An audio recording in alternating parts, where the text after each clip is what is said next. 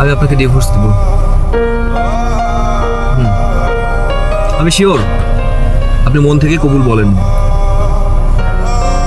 আমাদের সমাজে এরকম অনেক বিয়ে হয় যেখানে মন থেকে কবুল বলা হয় না, বাট সংসারটা করতে হয়।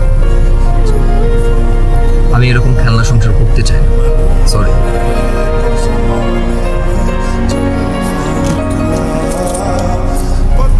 আমি সত্যি বুঝতে পারছি না যে আপনি কি বলছেন। আপনার বোঝার কথা হবে না। শোনেন, আমার অনেক কবি বন্ধু আছে, তাদের একটাই অভিযোগ, তাদের প্রেমিকাদের নাকি আমার মতো ডাক্তার ইঞ্জিনিয়ারেরা বিয়ে করে নিয়ে যায়।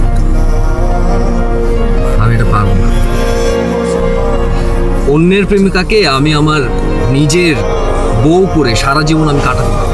বরং আমি একটা ডিসিশন নিয়েছি, এখন থেকে আমি একটা জিনিস করবো, আমি চেষ্টা করবো একটা প্রেম করার, একটা প্রেম করে একটা প্রেমিকা বানিয়ে তারপর তাকে আমি বিয়ে করবো।